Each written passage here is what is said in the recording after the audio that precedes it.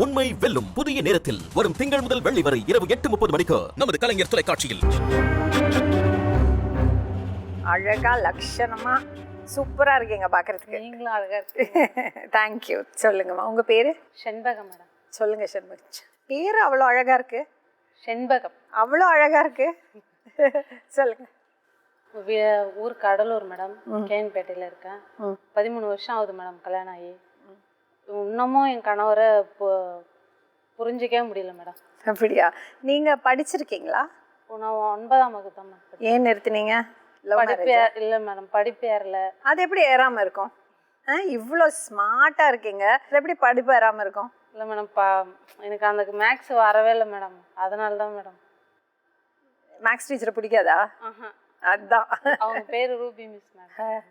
பாவ Ruby miss. படிப்பு ஏறதுனால அடி வாங்குறமே அப்படின்னு தான் மேடம் நின்றுட்டேன். அவங்க ஒரு நல்ல எண்ணத்துல பண்ணிருப்பாங்கம்மா. இல்ல, அது உண்மைதான் மேடம். அப்போ தெரியல, ஆனா நம்ம பசங்க படிக்கும் போது தான் இப்போ தெரியுது மேடம். எல்லாரும் இதே சொல்லுங்க. அதனாலதான். எத்தனை பேர் நீங்க கூட பிறந்தவங்க? ஒரே ஒரு அண்ணன் தான் மேடம். ரெண்டு பேரு, ஒரு பையன் ஒரு அப்பா என்ன வேலை செய்யறாரு? அப்பா சொல்லமா மேடம்? தாராளமா சொல்லலாம். அப்பா மோளம் தான் மேடம் அடிக்கிறாங்க. மோளம் அடிப்பாங்க. ஏன் அது சொல்லலாமா கேக்குறீங்க? அதனால என்னம்மா, எந்த தொழிலுமே எந்த வேலையுமே வந்து மேல கீழன்னு கிடையாது. எல்லாத்துக்குமே ஒரு டிக்னிட்டி இருக்கு. தைரியமா தலை நிமிர்ந்து சொல்லுங்க. மோளம் அடிப்பாங்க மேடம். அப்படி சொல்லுங்க. மோளம் அடிப்பாங்க மேடம். ஓகே. அம்மா வந்து கூலி வேலைக்கு போவாங்க மேடம். பசங்க 3 பசங்க இருக்காங்க மேடம் எனக்கு. உங்களுக்கா? ஆமா மேடம். சரி, அம்மா அப்பா பாத்து மேடம். அப்படியா? பையன் வேணும்னு பையன் பெத்துக்கிட்டீங்க? ஆமாங்க மேடம். பாத்தீங்களா? 2 பொண்ணு இருக்காங்களே, அப்புறம் அவங்களுக்கு துணை யாரு இருக்கா?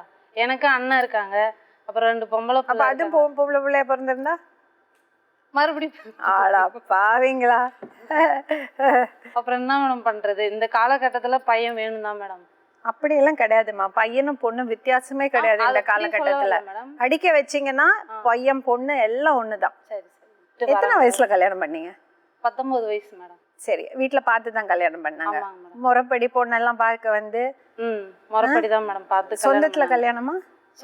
இல்ல மேடம், வெளியில பார்த்து கல்யாணம் பண்ணாங்க மேடம்.